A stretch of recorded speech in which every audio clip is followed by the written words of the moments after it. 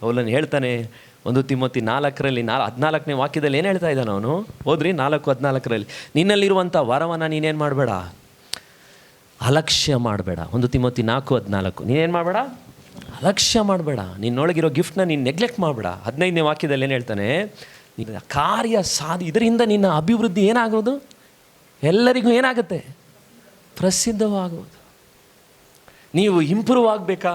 ನಿಮ್ಮ ಲೈಫ್ಗಳು future glorious ಆಗಿರಬೇಕಾ? ಎರಡನೇದಾಗಿ ನೋಡ್ರಿ, ಎರಡನೇದಾಗಿ ದೇವರು ನಿಮಗೂ ನಮಗೂ ಒಂದನ್ನು ಇಟ್ಟಿದ್ದಾನೆ. ಅದೇನದು? Glorious future. ದೇವರು ನಮ್ಮ ಲೈಫ್ಗಳಲ್ಲಿ ಅದ್ಭುತವಾದಂಥ ಫ್ಯೂಚರನ್ನು ಇಟ್ಟಿದ್ದಾನೆ. ಯಾವಾಗ? ತಿಮೋತಿಗೆ ಹೇಳ್ತಾ ಇದ್ದಾನೆ, ನಿನ್ನ ಫ್ಯೂಚರ್ ಎವಿಡೆಂಟ್ ಆಗಬೇಕಪ್ಪ, ನೀನು ಬೆಳೆದಿರೋದನ್ನ ನಾನು ನೋಡಬೇಕು ಅಂತ ಹೇಳ್ತಾ ಇದ್ದಾನೆ. ಇವತ್ತು ನೀವು ಕೂಡ ಅಷ್ಟೇ, ನೀವು ಯೌವನಸ್ಥರಾಗಿರ್ಬೋದು, ದೊಡ್ಡವರಾಗಿರ್ಬೋದು, ಆತ್ಮೀಕವಾಗಿ ನೀವು ಇಂಪ್ರೂವ್ ಆಗೋದನ್ನ, ನಿಮ್ಮ ಭವಿಷ್ಯ ಚೆನ್ನಾಗಾಗೋದನ್ನು ದೇವರು ಬಯಸ್ತಿದ್ದಾನೆ. ಅದು ನೀವು ಹೇಗಾಗುತ್ತೆ ಗೊತ್ತಾ? ಪೌಲ ತಿಮೋತಿಗೆ ಹೇಳ್ತಾ ಇದ್ದಾನೆ, ನೀನು ಸುಮ್ಮನೆ ಇಂಪ್ರೂವ್ ಆಗೋಕ್ಕಾಗಲ್ಲ. ಇವತ್ತು ನಾನು ನಿಮ್ಮ ಹತ್ರ ತಾಳ್ಮೆಯಿಂದ ಹೇಳ್ತಿದ್ದೀನಿ, ಎಲ್ಲಾದರೂ ನನ್ನ ಸಂದೇಶಗಳು ಬೇರೆಯವ್ರಿಗೆ ಆಶೀರ್ವಾದವಾಗಿದೆ ಅಂದರೆ ಅದು ನನ್ನ ಟ್ಯಾಲೆಂಟ್ ಅಲ್ವೇ ಅಲ್ಲ. ಒಂದು, ನೀವು ಮಾಡದೇ ಇರೋದನ್ನ ನಾನು ಮಾಡ್ತಿದ್ದೀನಿ. ಅದೇನು ಗೊತ್ತಾ? 13ನೇ ವಾಕ್ಯ ಏನು? ನಾನು ಬರುವ ತನಕ ವೇದ ಪಾರಾಯಣವನ್ನು, ಪ್ರಸಂಗವನ್ನು, ಉಪದೇಶವನ್ನು ಮಾಡುವುದರಲ್ಲಿ ಆಸಕ್ತ. ಸ್ಟಡಿ ಮಾಡಬೇಕು. ತಾಳ್ಮೆಯಿಂದ ಹೇಳ್ತೀನಿ, 2 ತಿಮೋತಿಯನ್ನು ತಿಂಗಳಾನ್ಗಟ್ಟಲೆ ಸ್ಟಡಿ ಮಾಡಿದ್ದೀನಿ, ಮತ್ತೆ ಈ ವಾರ ಸ್ಟಡಿ ಮಾಡಿದೆ, ಇಡೀ ವಾರವೆಲ್ಲ. ಯಾಕೆ ಸ್ಟಡಿ ಮಾಡಬೇಕಂದ್ರೆ ಆ ಸ್ಟಡಿ ನನ್ನೊಳಗಿದ್ದರೆ ಮಾತ್ರ ನಿಮಗೆ ಇರೋದನ್ನು ಸಂಪೂರ್ಣವಾಗಿ ನಾನು ಆಶೀರ್ವಾದವಾಗಿ ಕೊಡ್ಲಿಕ್ಕೆ ಸಾಧ್ಯ. ಸೋಮಾರಿಯಾಗಿ ನಾನು ಶನಿವಾರ ಬೈಬಲ್ ಹಿಡಿದು ಕುಳಿತರೆ ನಿಮಗೆ ಯಾವುದೇ ಈ ಬೈಬಲ್ ನಿಧಿನ ಕೊಡಲಿಕ್ಕಾಗಲ್ಲ. ಪಕ್ಕದಲ್ಲಿರೋರಿಗೆ ಹೇಳಿ, ನಿನಗೆ ಆಸೆ ಇದ್ದರೆ ಸಾಲದು. ಹೇಳ್ರಿ ಮತ್ತೊಂದು ಸರಿ, ಆಸೆ ಇದ್ದರೆ ಸಾಲು, ನಿನಗೆ ಶಿಸ್ತು ಬೇಕು. ಅದಕ್ಕೆ ನೆನ್ನೆ ಕೂಡ ನಾಗರಾಜ್ ನನ್ನ ಮನೆಗೆ ಬಂದು ನೋಡ್ತಾ ಇದ್ದೆ, ಅಂಕಲ್ ಏನಿದೆ ಬೋರ್ಡಲ್ಲಿ? Desire doesn't lead you to destiny, discipline only leads you to destiny. ಆಸೆ ಇದ್ದರೆ ನಿನಗೆ ಸಾಲದು, ಶಿಸ್ತಿದ್ರೆ ಮಾತ್ರ ನೀನು ನಿನ್ನ ಅಭಿವೃದ್ಧಿ ಎಲ್ಲರಿಗೂ ಗೊತ್ತಾಗಬೇಕಂತೆ. ಪಕ್ಕದಲ್ಲಿವ್ರಿಗೆ ಹೇಳಿ, ನಿನ್ನ ಅಭಿವೃದ್ಧಿ ಸಂಸ್ಥಾನ ಸಭೆಯಲ್ಲಿ ಏನಾಗಬೇಕು? ಇನ್ನು 2-3 ವರ್ಷದಲ್ಲಿ ಏನಾಗಬೇಕು? ಗೊತ್ತಾಗಬೇಕು. ನಿನ್ನ ಪ್ರೋಗ್ರೆಸ್ನ ಯಾವುದೇ ಪಾಸ್ಟು ತಡೆಯೋಕ್ಕಾಗಲ್ಲ. ನಾನು ನನ್ನ ಜೀವಿತದಿಂದ ತಾಳ್ಮೆಯಿಂದ ಹೇಳಬಲ್ಲೆ, ಎಷ್ಟೋ ಜನ ನನ್ನನ್ನು ನಂಬಿಕಿದ್ರು, ಎಷ್ಟೋ ಜನ ಹೊಟ್ಟೆ ಕಿಚ್ಚಿಪಟ್ರು, ಎಷ್ಟೋ ಕಡೆ ಮೀಟಿಂಗ್ಗಳನ್ನ ಕ್ಯಾನ್ಸಲ್ ಮಾಡಿಸಿದ್ರು. ನನ್ನ ಅಭಿವೃದ್ಧಿಯನ್ನು ತಡೆಯುವುದಕ್ಕೂ ಮೇಲೆತ್ತುವುದಕ್ಕೂ ಇರುವಂಥ ಸೀಕ್ರೆಟ್ ಆಗಿ ನನ್ನನ್ನು ನೋಡುವಂಥ ಒಬ್ಬ ದೇವರಿದ್ದ. ಅವನು ಒಂದೇ ಒಂದನ್ನು ಮಾತ್ರ ಮಾಡಿದ್ರೇ ನೀವು ಸಕ್ಸಸ್ ಆಗೋದು. ಅದೇನು ಗೊತ್ತಾ? ಸೀಕ್ರೆಟಾಗಿ ಸ್ಟಡಿ ಮಾಡಿ. ನೀವೇನೇನು ಮಾಡ್ತಿದ್ದೀರೋ ಟ್ಯಾಲೆಂಟ್ಗಳನ್ನ ಅದನ್ನ ಸೀಕ್ರೆಟಾಗಿ ಮಾಡಬೇಕು. ಬೈಬಲ್ ಹಿಡ್ಕೊಂಡು ಪ್ರೇಯರ್ಗೆ ಹೋಗ್ತಾ ಇದ್ದೀನಿ, ಕೆಲವರೆಲ್ಲ ನೋಡಿದ್ದೀನಿ, ಊಟ ಮಾಡಿದ್ರ ಫಾಸ್ಟಿಂಗಲ್ಲಿದ್ದೀನಿ, ಎಷ್ಟು ದಿವಸ? 15 ದಿವಸ, ಸಾಯವರೆಗೂ ಉದ್ಧಾರ ಆಗಿಲ್ಲ. ಅವು ಏನು ಬೈಬಲ್ ಹಿಡ್ಕೊಳ್ಳೋದು, ಉಪವಾಸ ಮಾಡೋದನ್ನ ಊರಿಗೆಲ್ಲ ಹೇಳ್ತಿರ್ಗೋದು. ಸೀಕ್ರೆಟಾಗಿ ಮಾಡುವವನು ಮಾತ್ರನೇ ಅವನ ಸಕ್ಸಸ್ ಪಬ್ಲಿಕ್ ಆಗಿ ದೇವರು ಆಚೆ ತರ್ತಾನೆ. ಪೌಲನ್ ತಿಮೋತಿಗೆ ಹೇಳ್ತಾ ಇದ್ದಾನೆ, ಸೀಕ್ರೆಟಾಗಿ ಮಾಡು, ಅದು ನಿನ್ನ ಲೈಫ್ನ ಮೇಲೆ ಗ್ಲೋರಿಯಸ್ ಫ್ಯೂಚರ್ ಇದೆ. ನಾನು ನಂಬ್ತಾ ಇದ್ದೀನಿ. ನಿನ್ನೆ ನಾನು ಪ್ರಾರ್ಥನೆ ಮಾಡ್ತಾ ಇದ್ದೆ, ನನ್ನ ಸಭೆಯಲ್ಲಿ ಒಂದು ವೇಳೆ ನಾನು ಸಾಯೋದ್ರೊಳಗಾಗಿ ನೀವೆಲ್ಲರೂ ವಾಕ್ಯಗಳಲ್ಲಿ ಬೆಳೆದಂಥ ಪ್ರಸಂಗಿಗಳಾಗಬೇಕು, ಹಾಡುಗಳನ್ನು ನಡೆಸೋರಾಗಬೇಕು, ಬೈಬಲ್ ಸ್ಟಡಿಗಳನ್ನು ಮಾಡುವವರಾಗಬೇಕು. ನೀವುಗಳೆಲ್ಲ ಚೆನ್ನಾಗಿ ಅಲ್ಲಲ್ಲಿ ಹೋಗಿ ದೇವರಲ್ಲಿ ನಿಂತಿದ್ದೀರಾ ಅನ್ನೋದನ್ನು ನಾನು ನೋಡಿ ಸಾಯಬೇಕು ಅನ್ನೋದು ನನ್ನ ದೊಡ್ಡ ಆಸೆ. ಆದರೆ ಅದು ನಾನು ಪ್ರಸಂಗ ಮಾಡೋದ್ರಿಂದ ನಿಮ್ಗೆ ಆಗಲ್ಲ. ನೀವು ಸೀಕ್ರೆಟಾಗಿ ವಾರದಲ್ಲಿ ನಿಮ್ಮ ಸಮಯಗಳನ್ನು ಕೊಡಬೇಕು. ಅದು ಪಾಸ್ಟ್ರಿಗೆ ಗೊತ್ತಿಲ್ಲದೆ, ಅದಕ್ಕೆ ಒಬ್ಬ ಹುಡುಗಿನ ಹಿಡ್ಕೊಂಡು ಹೇಳಿದೆ, ಓದು ಓದು ಓದು. ಅದಕ್ಕೆ ಇವತ್ತುವರೆಗೂ ಓದೋಕ್ಕೆ ಇಂಟ್ರೆಸ್ಟ್ ಇಲ್ಲ. ನೋವಾಗುತ್ತೆ ನನಗೆ ಅಂಥವೆಲ್ಲ ನೋಡುವಾಗ. ಯಾಕೆ? ಸಾಯೋದ್ರೊಳಗೆ ನಿನಗಿರುವಂಥ ಸಣ್ಣ ವಯಸ್ಸಿನಲ್ಲಿ ಕಷ್ಟಪಟ್ಟರೆ ನೀನು ಬೈಬಲ್ ಓದ್ಬೋದು. ಒಬ್ಬ ಶೇಷರತ್ನಮ್ಮ, ಅವಳು ಉಪವಾಸ ಮಾಡಿ ಪ್ರಾರ್ಥನೆ ಮಾಡಲು, ದೇವರೇ ನಾನು ಸಾಯೋದ್ರೊಳಗಡೆ ನನಗೆ ಬೈಬಲ್ ಕಲಿಸಪ್ಪ. ಉಪವಾಸ ಮಾಡಿ ಪವಿತ್ರ ಆತ್ಮನು ದರ್ಶನಗಳು ಕೊಟ್ಟು ಬೈಬಲ್ ಕಲಿಸಿದ್ದು ಶೇಷರತ್ನಮ್ಮಗೆ. ಕತೆ ಹೇಳ್ತಾ ಇಲ್ಲ. ಆ ದೊಡ್ಡ ಚರ್ಚ್ ಇವತ್ತು ನೀವು ನೋಡ್ತಿದ್ದೀರಾ, ಆ ದೊಡ್ಡ ಚರ್ಚನ್ನು ದೇವರು ಸ್ಥಾಪಿಸಿದ್ದು ಒಬ್ಬ ಹೆಂಗಸು, ಅನಕ್ಷರಸ್ತೆ, ಓದ್ಲಿಕ್ಕೆ ಬರದೇ ಇರೋಳು, ಮಿನಿಸ್ಟ್ರುಗಳು ಹುಡ್ಕೊಂಡ್ಬಂದರು. ಅವಳ ಅಭಿವೃದ್ಧಿ ಜನರಲ್ ಕಾರ್ಯಪ್ಪಾಗೆ ಪ್ರಸಿದ್ಧವಾಯಿತು. ಓದ್ಲಿಕ್ಕೆ ನೆಪ ಹೇಳಲಿಲ್ಲ ಅವಳು, ಉಪವಾಸ ಮಾಡಿದ್ಲು, ಪ್ರಾರ್ಥನೆ ಮಾಡಿದ್ಲು, ಊಟಕ್ಕೆ ಆಸ್ತಿಗೋಸ್ಕರ ಆಡಲಿಲ್ಲ ಅವಳು. ದೇವರೇ ನನಗೆ ವಾರ ವಾರ ಬಂದು ಬೈಬಲ್ ಕಲಿಸು ಅಂತ ತಾಯಿ ಬರ್ತಾ ಇಲ್ಲ, ಆ ಡಾಕ್ಟ್ರು ಆ ಅಮ್ಮ ಬರ್ತಾ ಇಲ್ಲ, నాకు బైబిల్ నేర్పించు ప్రభువా, నాకు బైబిల్ చదవాలి ప్రభువా. ಆ ತಾಯಿಯಿಂದ ಎಷ್ಟು ಸಾರಿ ಮುಟ್ಟಲ್ಪಟ್ಟಿದ್ದೀನಿ ಗೊತ್ತಾ ನಾನು. ನನ್ನ ಬೈಬಲ್ ಕಾಲೇಜ್ ಜ್ಞಾನ ಅವಳ ಮುಂದೆ ಏನೇನೂ ಇಲ್ಲ. ಯಾಕೆ ಗೊತ್ತಾ? ಅವಳ ಅಭಿವೃದ್ಧಿ ಪ್ರಸಿದ್ಧವಾಯಿತು. ನಿಮ್ಮ ನೆಪಗಳನ್ನೆಲ್ಲ ಬದಿಗಿಡ್ರಿ, ನೀವು ನಿಮ್ಮ ಭವಿಷ್ಯಗಳನ್ನು ರೂಪಿಸ್ರಿ. ಯಾಕೆ ಗೊತ್ತಾ? ದೇವರು ನಿಮಗೋಸ್ಕರ ಒಂದು ಅದ್ಭುತವಾದಂಥ ಭವಿಷ್ಯ ಇಟ್ಟಿದ್ದಾನೆ. ಅದಕ್ಕೆ ಅವನು ಹೇಳ್ತಾ ಇದ್ದಾನೆ, ಪೌಲನು ಏನು ಹೇಳ್ತಾ ಇದ್ದಾನೆ ನೋಡ್ರಿ, 12ನೇ ವಾಕ್ಯದಲ್ಲಿ ಹೇಳ್ತಾನೆ, 2 ತಿಮೋತಿ 1:12 ಹೇಳ್ತಾನೆ.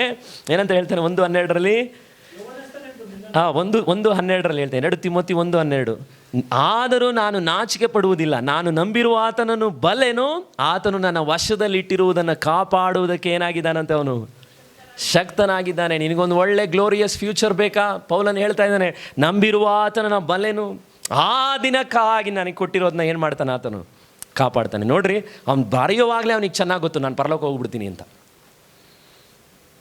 ಎಷ್ಟು ಜನ ನಾವು ಹೇಳಲಿಕ್ಕೆ ಸಾಧ್ಯ ಆ ಮಾತನ್ನ? ನನ್ನ ವಶದಲ್ಲಿ ಏನೇನು ಕೊಟ್ಟಿದ್ದಾನೋ ದೇವರು ನನ್ನನ್ನು ಕಾಪಾಡ್ತಾನೆ, ಶಕ್ತನ ಆತನು. ನನಗೆ ಆ ಮಾತು ಹೇಳಲಿಕ್ಕೆ ಆಗಿಲ್ಲ ಅನೇಕ ಸಾರಿ.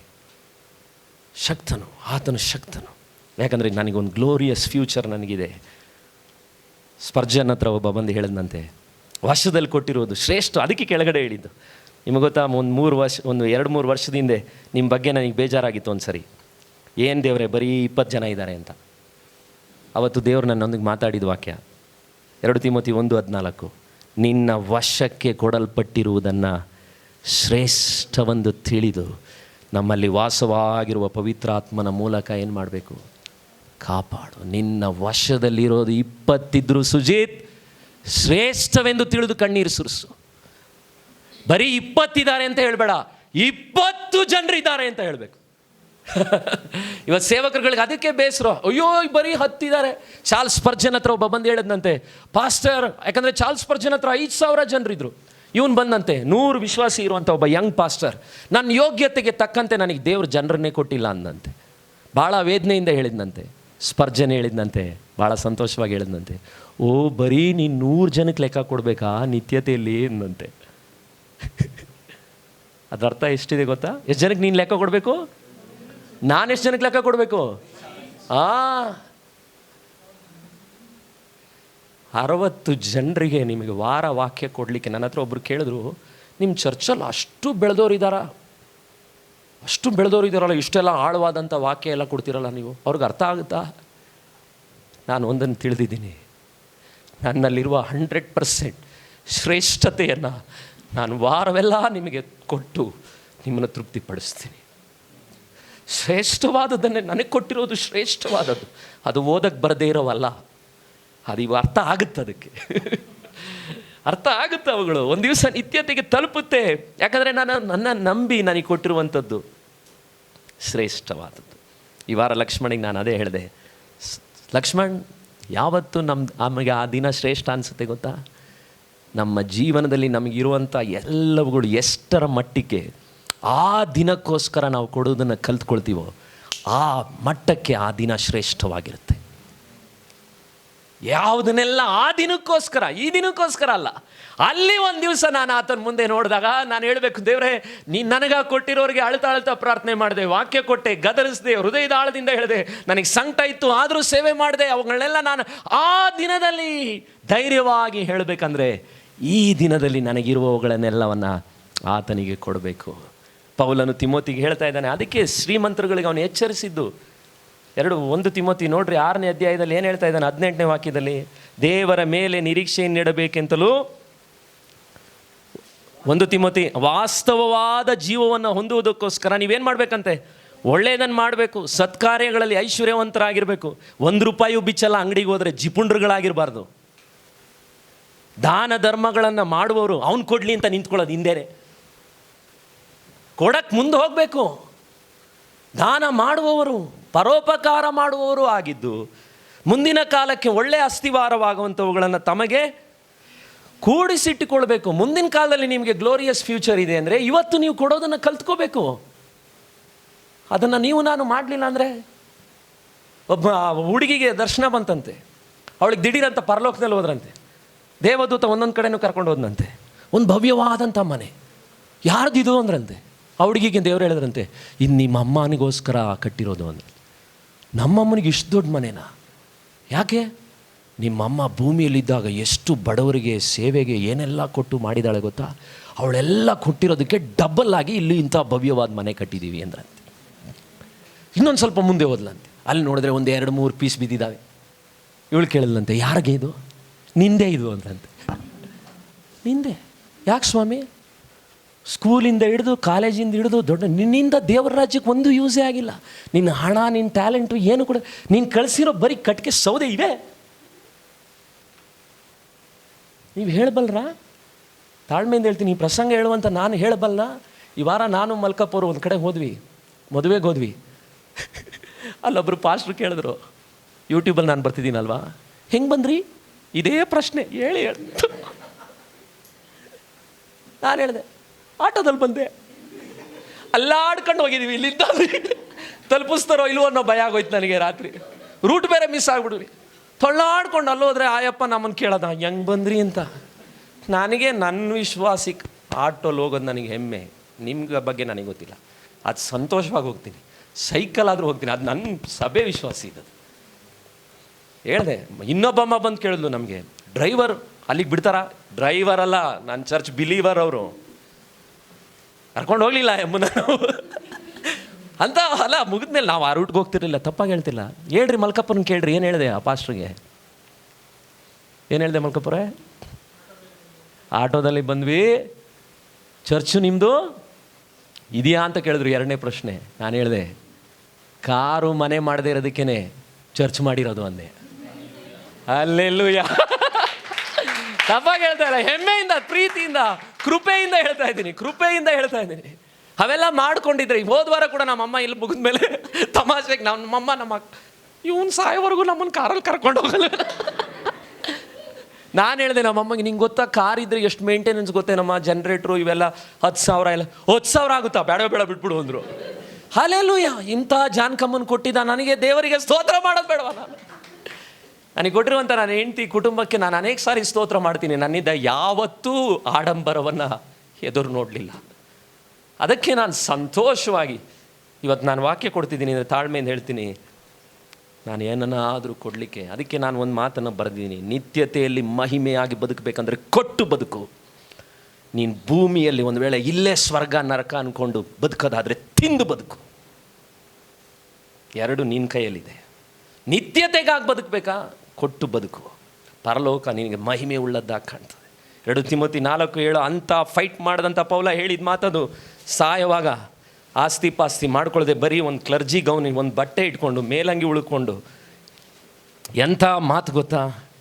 2 ತಿಮೋತಿ 4:8 ಓದಿ ನೋಡ್ರಿ, ಏನು ಹೇಳ್ತಾನೆ? 7ನೇ ವಾಕ್ಯದಲ್ಲಿ, ಶ್ರೇಷ್ಠ ಹೋರಾಟವನ್ನು ಮಾಡಿದ್ದೇನೆ, ಓಟವನ್ನು ಏನು ಮಾಡಿದ್ದೇನೆ? ಕಡಿಗಾಣಿಸಿದ್ದೇನೆ, ನಂಬಿಕೆಯನ್ನು ಏನು ಮಾಡಿದ್ದೇನೆ? ಕಾಪಾಡಿಕೊಂಡಿದ್ದೇನೆ, ನೀತಿವಂತರಿಗೆ ದೊರಕುವಂಥ ಜಯಮಾಲೆ ನನಗೆ ಸಿದ್ಧವಾಗಿದೆ. ಹಾಲೆಲೂಯ. ನಿಮಗೆ ಗೊತ್ತಾ ಆ ವಾಕ್ಯನೆಲ್ಲ ಜನರು ಸತ್ತ ಮೇಲೆ, ಒಂದು ವೇಳೆ ನಾನು ಸತ್ತರೆ ನನಗೋಸ್ಕರ ಫ್ಲೆಕ್ಸ್ ಆಗ್ತೀರಾ ಅಲ್ಲಿ ಕಂಬದ ಹತ್ರ? ಫಸ್ಟ್ ಸುಜಿತ್ ಪ್ರಿಯನ್ ಶ್ರೇಷ್ಠ ಹೋರಾಟ ಮಾಡಿದ.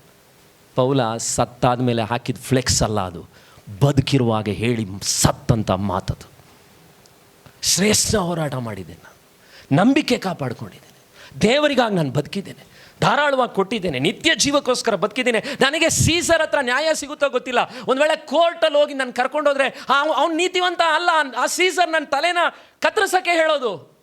ಆದರೆ ನನಗೊಬ್ಬ ನೀತಿಯುಳ್ಳ ನ್ಯಾಯಾಧಿಪತಿ ಇದ್ದಾನೆ, ಅವನು ನನಗೆ ಜಯಮಾಲೆಯನ್ನು ಸಿದ್ಧ ಮಾಡಿದ. What A word! ಹೆಂಗೆ ಬದುಕಿದ್ದೀನಿ? ಪಾನದ್ರವ್ಯವಾಗಿ ಅರ್ಪಿತನಾಗಿದ್ದೀನಿ. 6ನೇ ವಾಕ್ಯದಲ್ಲಿ. 8ನೇ ವಾಕ್ಯದಲ್ಲಿ ಹೇಳ್ತಾನೆ, ನನಗೆ ಮಾತ್ರ ಅಲ್ಲ ತಿಮೋತಿ, ಹೋದ್ರಿ ವಾವ್. 8ನೇ ವಾಕ್ಯದ ಅಂತ್ಯದ ಭಾಗ ನಾನು ಮಾರ್ಕ್ ಮಾಡಿಟ್ಟಿದ್ದೀನಿ. ತನ್ನ ಪ್ರತ್ಯಕ್ಷತೆಯನ್ನು ಪ್ರೀತಿಸುವವರೆಲ್ಲರಿಗೂ. ಹಾಲೆಲೂಯ. ಪೌಲ ಹೇಳ್ತಾ ಇದ್ದಾನೆ, ತಿಮೋತಿ ನನಗೆ ಮಾತ್ರ ಅಲ್ಲ, ಚೇತನ್ ನಿನಗೂ ಕೊಡ್ತಾನೆ ಕಣೋ ದೇವ್ರ. ಹಾಲೆಲೂಯ. ನಿಮ್ಮೊಬ್ಬೊಬ್ಬರಿಗೂ ಕೊಡ್ತಾನೆ. ನಾನು ಯಾರನ್ನೆಲ್ಲ ನಿಮ್ಮನ್ನು ಗದರ್ತಿದ್ದೀನೋ ನಿಮ್ಮೊಬ್ಬೊಬ್ಬರಿಗೂ ಕೊಡ್ತಾನೆ. ನಿಮ್ಮನ್ನು ಆ ಪ್ರತ್ಯಕ್ಷತೆಯಲ್ಲಿ ನಾನು ನೋಡಬೇಕು. ಪೌಲ ಹೇಳ್ತಾ ಇದ್ದಾನೆ, ತಿಮೋತಿ ನಾನು ನಿನ್ನ ಅಲ್ಲಿ ನೋಡಬೇಕು.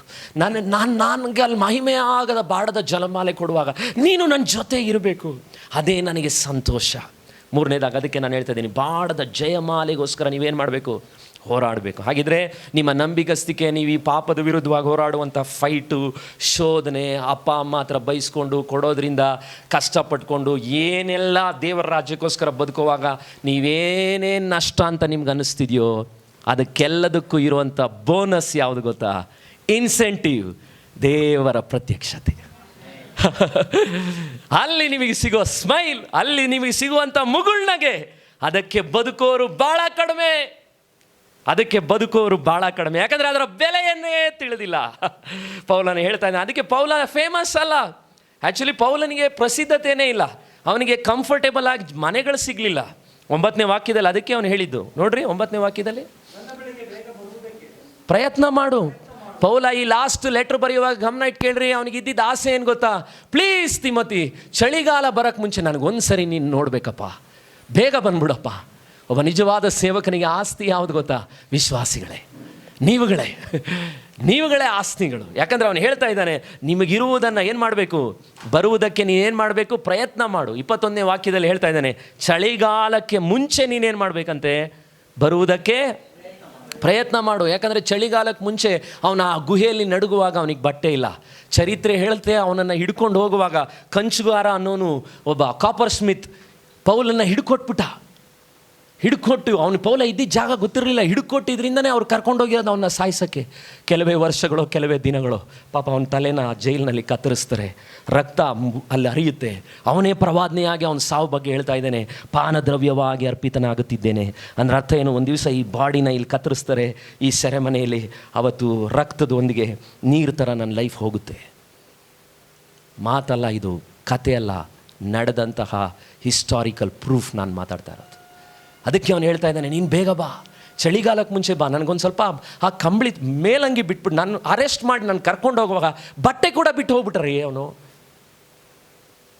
ಜೈಲಿನಲ್ಲಿ ಇವಾಗ ಪೊಲೀಸ್ ಬರ್ತಾರಲ್ಲ, ಕರ್ಕೊಂಡು ಹೋಗುವಾಗ ಅವ್ರ ವಸ್ತುಗಳನ್ನೆಲ್ಲ ಬಿಟ್ಟು ಹೆಂಗೆ ಓಡ್ತಾರೋ ಹಂಗೆ ಓಡ್ದ ಅವನು ಓಡಿದಾಗ ನೋಡ್ರಿ, ಅಲ್ಲಿ ವಾಕ್ಯ ಹೇಳ್ತಾ ಇದೆ. ಏನಂತ ಹೇಳ್ತಾನೆ 12ನೇ ವಾಕ್ಯದಲ್ಲಿ, 2 ತಿಮೋತಿ 4:12 ತ್ರೋವದಲ್ಲಿ ನಾನು ಕರ್ಪನ ಬಳಿಯಲ್ಲಿ ಬಿಟ್ಟು ಬಂದಂಥ ಮೇಲಂಗಿಯನ್ನು, ಪುಸ್ತಕಗಳನ್ನು, ಮುಖ್ಯವಾಗಿ ಚರ್ಮದ ಕಾಗದಗಳನ್ನು ನೀನೇನು ಮಾಡಬೇಕು? ಹಾಲೆಲೂಯಾ, ನೀನು ತೆಗೆದುಕೊಂಡು ಬಾ. ಯಾಕೆ ಗೊತ್ತಾ? ಉಳಿದಿರೋದು ಆ ಮೇಲಂಗಿ, ಆ ಪುಸ್ತಕ ಮಾತ್ರ. ನಿಜವಾದಂಥ ಸೇವಕನ ಆಸ್ತಿ. ಅಂಥ ಆಸ್ತಿಗೋಸ್ಕರ ಅವನು ಬದುಕ್ದ. ಆದರೆ ಶಾರ್ಟಾಗಿ ನಿಮ್ಗೆ ಹೇಳೋದಾದರೆ ಯಾಕೆ? 10ನೇ ವಾಕ್ಯ ಹೇಳುತ್ತೆ, ದೇಮನು ಇಹಲೋಕವನ್ನು ಪ್ರೀತಿಸ್ದ.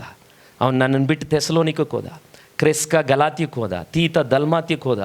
ಸಾಯುವಾಗ ಒಬ್ಬ ಅದ್ಭುತವಾದಂಥ ಸಂತ, ಬೈಬಲ್ನ ಅದ್ಭುತವಾದಂಥ ಪುಸ್ತಕಗಳನ್ನು ಬರೆದವನಿಗೆ ಸಾಯುವಾಗ ಯಾರೂ ಇರಲಿಲ್ಲ. ಅವನಿಗೆ ಯಾರೂ ಇರಲಿಲ್ಲ. ಅಂದರೆ ಇವತ್ತು ನೀವು ಏನು ಎದುರು ನೋಡ್ತಾ ಇದ್ದೀವಿ? ನಿಮ್ಮ ಜೀವಿತಗಳಲ್ಲಿ ಯಾವುದನ್ನು ಎದುರು ಓಡ್ತಾ ಇದ್ದೀವಿ? ಇವತ್ತು ಕರ್ತನ ಭೋಜನ ತೆಗೆದುಕೊಳ್ಳುವಾಗ ಇದರ ಅರ್ಥ ಏನು? ಇದು ಈ ಭೂಮಿಗೋಸ್ಕರ ಮಾತ್ರ ಅಂದ್ಕೊಂಡಿದ್ದೀರಾ? ಇದು ನಿಮ್ಮನ್ನು ನಿತ್ಯತೆಗೆ ಕರ್ಕೊಂಡು ಹೋಗೋದು. ಇಲ್ಲಿ ನೀವು ಸತ್ರು ನಿಮ್ಮ ಜೀವ. ಅದಕ್ಕೆ ಪೌಲನು ಅವತ್ತು ಸಾವನ್ನು ಧೈರ್ಯವಾಗಿ ಫೇಸ್ ಮಾಡ್ದ. ಅಯ್ಯೋ ನನಗೆ ಸಾವು ಬರುತ್ತೆ ಅಂತ ಹೇಳಲಿಲ್ಲ, ಹೋರಾಟ ಮಾಡಿ ಪಾನದ್ರವ್ಯವಾಗಿ ಅರ್ಪಿತನಾಗ್ತಾ ಇದ್ದೆ. ನನ್ನ ಪ್ರಕಾರ ಅದು ನಿಜವಾದ ಲೈಫ್. ಸಾವನ್ನು ಒಬ್ಬ ಫೇಸ್ ಮಾಡೋದಿದೆಯಲ್ಲ, ಅದು ನನ್ನ ಪ್ರಕಾರ ಅತಿ ದೊಡ್ಡವಾದಂಥ ಗೌರವ. ಆ ಗೌರವ ಪೌಲ ಹೊಂದ್ಕೊಂಡ. ಯಾಕೆ? ಕಾರಣ ಏನಂದರೆ ಅವರೆಲ್ಲ ನನ್ನ ಕೈ ಬಿಟ್ಟು ಹೊರಟೋದ್ರು. ಆದರೆ ಹೇಳ್ತಾ ಇದ್ದಾನೆ ಅವನು, ನನ್ನೊಂದಿಗೆ ಯಾರಿದ್ರಂತೆ? ಹೇಳ್ತಾ ಇದ್ದಾನೆ 17ನೇ ವಾಕ್ಯದಲ್ಲಿ, ಕರ್ತನು ನನ್ನ ಬಳಿಯಲ್ಲಿ ನಿಂತು ನನ್ನನ್ನು ಏನು ಮಾಡಿದ್ನಂತೆ? ಬಲಪಡಿಸಿದ್ನಂತೆ. ಹಾಲೆಲೂಯಾ. ಅದಕ್ಕೆ ಹಡ್ಸನ್ ಟೇಲರ್ ಹೇಳ್ತಾನೆ, ಇವತ್ತು ಯಾರಾದರೂ ನೀವು ಬದುಕಬೇಕು, ನಂಬಿಗಸ್ತರಾಗಿರಬೇಕು ಅಂತ ಪ್ರಯತ್ನ ಮಾಡ್ತಿದ್ರೆ, ನೀವು ನಂಬಿಗಸ್ತರಾಗಿ ಪ್ರಯತ್ನಿಸೋದ್ರಿಂದ ನೀವು ನಂಬಿಗಸ್ತರ ಆಗಲ್ಲ. ಹಡ್ಸನ್ ಟೇಲರ್ ಹೇಳ್ತಾನೆ, it's not trying to be faithful that you can win the victory, it's by looking to the faithful one. ನಂಬಿಗಸ್ತನಾದ ದೇವರನ್ನು ನೋಡುವುದರಿಂದ ಮಾತ್ರ ನೀವು ಪರಲೋಕಕ್ಕೆ ಜಯವನ್ನು ಹೊಂದ್ಕೊಳ್ತೀರ. ನಂಬಿಗಸ್ತನಾಗಿ ಪ್ರಯತ್ನ ಮಾಡೋದ್ರಿಂದ ಆಗಲ್ಲ. ದೇವರೇ, ನಂಬಿಗಸ್ತನಾದ ನಿನ್ನನ್ನು ನೋಡ್ತೇನೆ. ಒಂದು ಸಣ್ಣ ವಿಡಿಯೋ ನೋಡೋಣ. ಅದ್ಭುತವಾದಂಥ ಒಂದು ವಿಡಿಯೋ. ಮ್ಯಾರಥಾನ್ ಓಟ. ಜಾನ್ ಅಕ್ವಾರಿ, ತಾಂಜೇನಿಯಾದವನು, 42 ಕಿಲೋಮೀಟ್ರ್ ಓಡಲಿಕ್ಕೆ ಸ್ಪರ್ಧೆಗೆ ಬಂದ. ಓಡುವಾಗ ಮೊಣಕಾಲು ಮುರಿದೋಯ್ತು, ಭುಜಗಳು ಕುಸಿದು ಬಿತ್ತು. 26 ವರ್ಷದ ಯುವಕ, ತಾಂಜೇನಿಯಾದಿಂದ ಬಂದು ಓಡಲಿಕ್ಕೆ ಬಂದವನು. ಮೆಕ್ಸಿಕೋದಲ್ಲಿ ಅವನು ಓಡಲಿಕ್ಕೆ ಬಂದಾಗ ಆ 42 ಕಿಲೋಮೀಟರ್ ರೇಸ್ನಲ್ಲಿ ಅಲ್ಲಿ ಮೆಕ್ಸಿಕೋ ಗಾಳಿಯಿಂದ ಕೆಲವರು 75 ಜನರಲ್ಲಿ ವಾತಾವರಣ ಕೆಟ್ಟೋಯ್ತು. 75 ಜನರಲ್ಲಿ 18 ಜನ ಓಡೋದನ್ನ ನಿಲ್ಲಿಸ್ಬಿಟ್ರು. ಅವ್ರಿಗೆ ಓಡ್ಲಿಕ್ಕೆ ಆಗಲಿಲ್ಲ. ರಾತ್ರಿ ಆದರೂ ಜಾನ್ ಅಕ್ವಾರಿ ಓಡ್ತಾನೇ ಇದ್ದ. ಕಾಲುಗಳು ಬಳಲಿದ್ರೂ ಓಡ್ದ. ಅವನು ಓಡಕ್ಕೆ 1 ಅವರ್ ಮುಂಚೆನೆ ಮ್ಯಾಮೋ ಮೋಲ್ಡೆ ಅನ್ನೋನು ಓಡ್ಬಿಟ್ಟ. 1 ಅವರ್ 5 ನಿಮಿಷಕ್ಕೆ ಮುಂಚೆನೆ ಪ್ರಶಸ್ತಿಯನ್ನು ಹೊಂದ್ಕೊಂಡ. ಓಟ ಮುಗಿದೋಯ್ತು, ಪ್ರಶಸ್ತಿಯನ್ನು ಇನ್ನೊಬ್ಬ ಗೆದ್ಕೊಂಡ. ಬಟ್ ಸ್ಟಿಲ್ ಜಾನ್ ಅಕ್ವಾರಿ ಓಡ್ತಾನೇ ಇದ್ದ, ಓಡ್ತಲೇ ಇದ್ದ. ಕಾಲುಗಳು ಮುರಿದ್ರೂ ಓಡ್ದ, ಭುಜ ಮುರಿದ್ರೂ ಓಡ್ದ. ಯಾರಾದರೂ ಕೇಳಿದ್ರು ನಿನ್ಗೆ ಓಡ್ಬೇಕಂತ ನಿಲ್ಲಿಸ್ಬೇಕಂತ ಅನ್ನಿಸ್ತಾ? ಇಲ್ಲ, ಅನ್ನಿಸ್ಲಿಲ್ಲ, ನನಗೆ ಅನ್ನಿಸ್ಲಿಲ್ಲ. ಪತ್ರಕರ್ತ ಕೇಳಿದ್ನಂತೆ, ಯಾಕೆ ನಿನಗೆ ಓಡಬೇಕು ಅಂತ ನಿಲ್ಲಿಸೋದ್ನ? ಅನ್ನಿಸ್ಲಿಲ್ಲ. ನಿಮಗೆ ಗೊತ್ತಾ ಅಕ್ವಾರಿ ಏನು ಹೇಳ್ದ ಅಂತ? ನನ್ನ ದೇಶ 5,000 ಕಿಲೋಮೀಟ್ರಿಂದ ನನ್ನನ್ನು ಕಳಿಸಿದ್ದು ಓಟವನ್ನು ಸ್ಟಾರ್ಟ್ ಮಾಡಲಿಕ್ಕಲ್ಲ, ಓಟವನ್ನು ಮುಗಿಸ್ಲಿಕ್ಕೆ ಅಂತ ಹೇಳ್ದ. ರನ್ನಿಂಗ್ ರೇಸ್ ಸ್ಟಾರ್ಟ್ ಮಾಡಲಿಕ್ಕಲ್ಲ ನನ್ನ ದೇಶ ನನ್ನ ಕಳಿಸಿದ್ದು. ಏನಕ್ಕೆ? ಓಟವನ್ನು ನಾನು ಮುಗಿಸ್ಬೇಕು.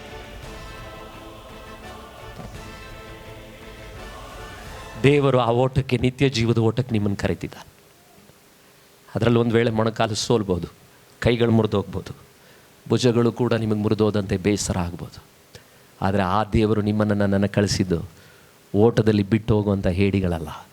ಬಳಲಿದ್ರು, ಸಂಕಟ ಬಂದರು, ಕಡೆಯವರೆಗೂ ಓಡ್ಲಿಕ್ಕೆ ಕಳಿಸಿದ್ದಾನೆ.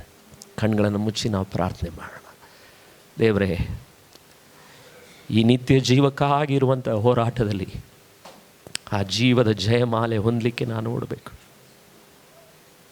ಆ ಬಾಡದ ಜಯಮಾಲೆಗೋಸ್ಕರ ನಾನು ಓಡಬೇಕು.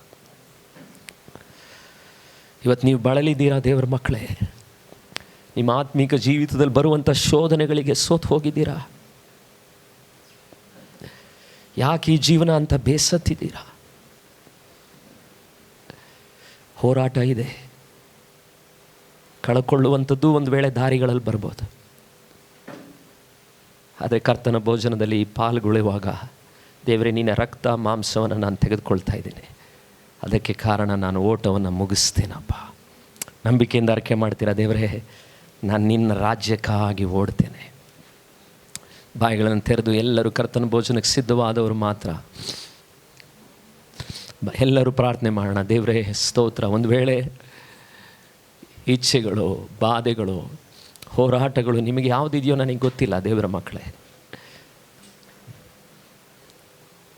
ದೇವರು ನಿಮಗೆ ನನಗೂ ನಿಮಗೂ ಒಳ್ಳೆ ಭವಿಷ್ಯವನ್ನು ಇಟ್ಟಿದ್ದಾನೆ. ಆ ಭವಿಷ್ಯವನ್ನು ಹೊಂದಲಿಕ್ಕೆ ಇರುವಂಥ ಈ ಓಟವನ್ನು ಮನಸ್ಸೋಲದೆ ನಾವು ಓಡೋಣ. ಕರ್ತನ ಭೋಜನಕ್ಕೆ ಸಿದ್ಧವಾದವರು ಮಾತ್ರ ನೀವು ಮುಂದೆ ಬಂದು ಮೊಣಕಾಲೂರೋದು